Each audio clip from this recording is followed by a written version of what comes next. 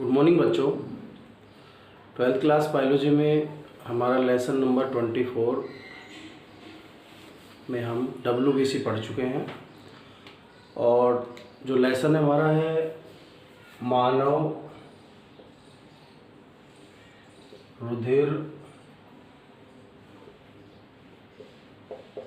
परिसंचरण तंत्र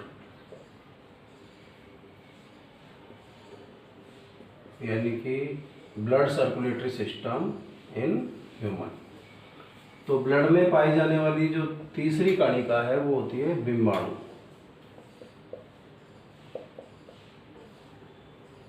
यानी कि प्लेटलेट्स।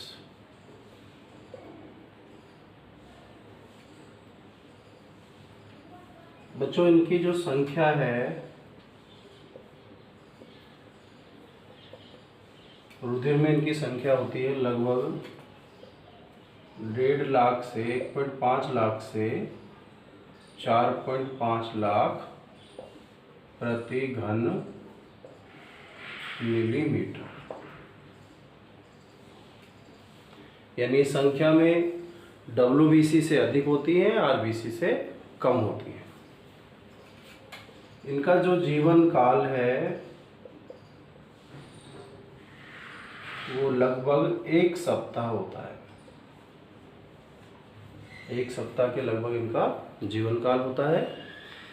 और इनका जो मुख्य कार्य है, इनका जो कार्य है वो होता है रुधिर का थक्का जमाना। चोट लगने पर रुधिर जो है वो बहते हुए कुछ समय बाद रुक जाता है। उसमें एक तो फाइब्रिनोजन प्रोटीन का अहम योगदान होता है और दूसरा प्लेटलेट का। और बच्चों अगर इनकी संख्या में कमी आ जाए तो एक रोग डेंगू रोग जो है उसमें इनकी संख्या में कमी आ जाती है। तो इस तरह से ये प्लेटलेट्स जो हैं ये भी रुधिर कणिकाएं हैं और ये संख्या में 1.5 लाख से 4.5 लाख होती है। जीवन काल 1 सप्ताह के करीब। चोट लगने पर रुधिर का थक्का जमाने का कार्य करती है। बच्चों अब देखते हैं कि चोट लगने पर आखिर रुधिर का थक्का कैसे जमता है। तो उसका एक बहुत ही सरल तरीका, एक अच्छा मेथड यहाँ पर आपके सामने प्रेजेंट किया जा रहा है और उम्मीद है आपको ये समझ में आएगा अच्छी तरह से। यानी रुधिर स्कंदन, थक्का जमने को बोलते हैं स्कंदन की क्रियाविधि।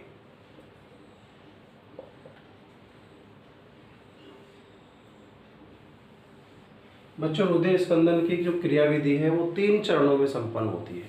कितने चरणों में? 3 चरणों में। सबसे पहला जो प्रथम चरण है उसमें क्या होता है, ये तो है क्षतिग्रस्त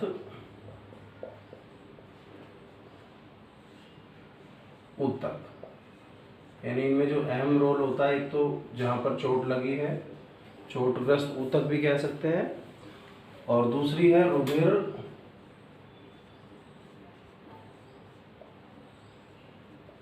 प्लेटलेट्स।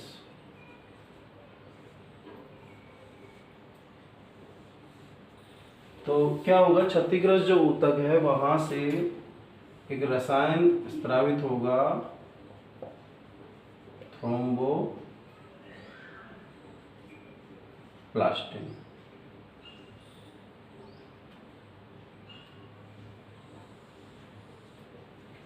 और एक रसायन यहां से भी स्रावित होगा जो थ्रोम्बोप्लास्टिन की तरह ही होता है। इसको बोलते हैं प्लेटलेट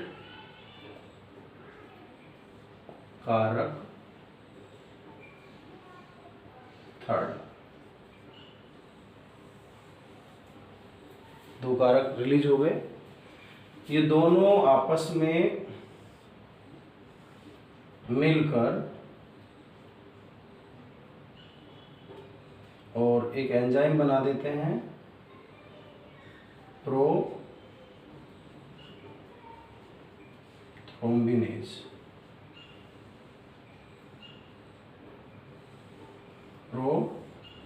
थ्रोम्बिनेज एंजाइम बना देते हैं। ये क्रिया होती है कैल्शियम आयनों व प्लाज्मा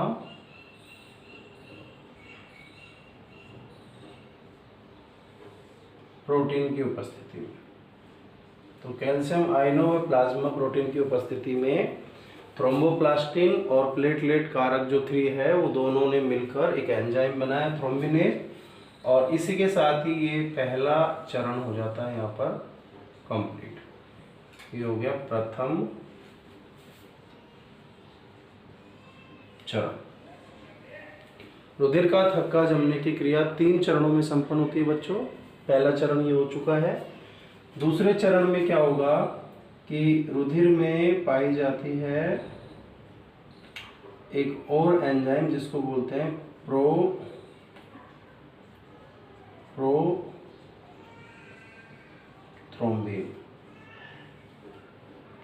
और ये जो प्रोथ्रोम्बिन है ये होता है निष्क्रिय अवस्था में।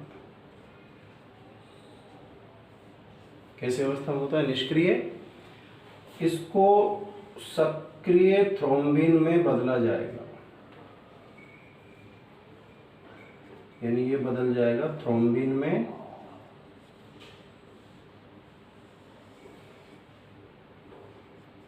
जो कि सक्रिय होता है। और ये क्रिया इस एंजाइम की उपस्थिति में संपन्न होगी, प्लस में कैल्शियम आयन भी यहाँ पर प्रयुक्त होंगे। तो ये जो क्रिया है ये हो गई द्वितीय चरण।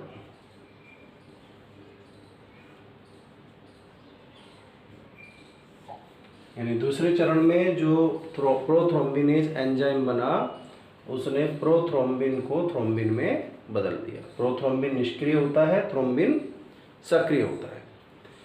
अब तीसरे चरण में क्या होगा कि रुधिर में एक प्रोटीन और होती है जिसको बोलते हैं फाइब्रिनोजन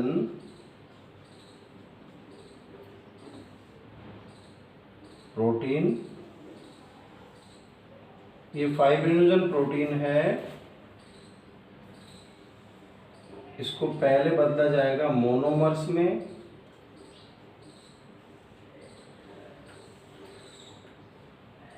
थ्रोम्बिन की उपस्थिति में।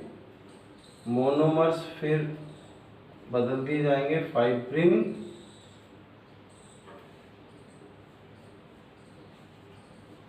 तंतुओं में।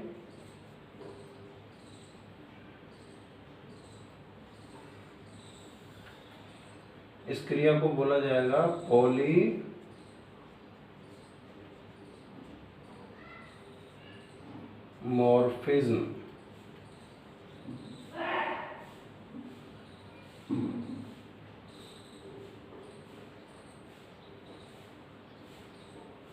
फाइब्रिन तंतु चोट वाले स्थान पर रुधिर का थक्का जमा देते हैं। ये फाइब्रिनोजन भी निष्क्रिय प्रोटीन थी और ये सक्रिय मोनोमर्स में बदलेगी पहले। तो ये जो चरण है ये तृतीय चरण है।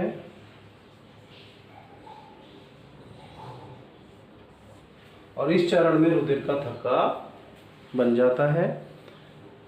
तो बच्चों इस तरह से हम क्या देख रहे हैं कि सबसे पहले चरण में क्षतिग्रस्त ऊतक जो है वो थ्रोम्बोप्लास्टिन का और रुधिर प्लेटलेट कारक थर्ड का स्त्रावण करती हैं। ये कैल्शियम आयन और प्लाज्मा प्रोटीन की उपस्थिति में प्रोथ्रोम्बिन नामक एक एंजाइम बना लेती हैं। ये प्रोथ्रोम्बिन रुधिर में ही जो प्रोथ्रोम्बिनेज एंजाइम रुधिर में जो प्रोथ्रोम्बिन है निष्क्रिय अवस्था में उसको सक्रिय थ्रोम्बिन में बदल देते हैं द्वितीय चरण में। तृतीय चरण में जो फाइब्रिनोजन प्रोटीन थी वो पहले सक्रिय मोनोमर्स में बदलेंगी। ये जो मोनोमर्स हैं ये पॉलीमॉर्फिज्म के थ्रू फाइब्रिन तंतु बनाएंगे और ये फाइब्रिन तंतु ही बाद में रुधिर का थक्का बना देते हैं। और रुधिर का जो बहना है वो रुक जाता है। तो इस तरह से रुधिर स्कंदन की क्रियाविधि जो है वो 3 चरणों में संपन्न होती है। तो बच्चों ये आपको समझ में आया होगा और इसको आप अपनी नोटबुक में बनाकर अच्छी तरह से इसको प्रैक्टिस कीजिए और अभी घर में ही रहिए, सुरक्षित रहिए और पढ़ते रहिए।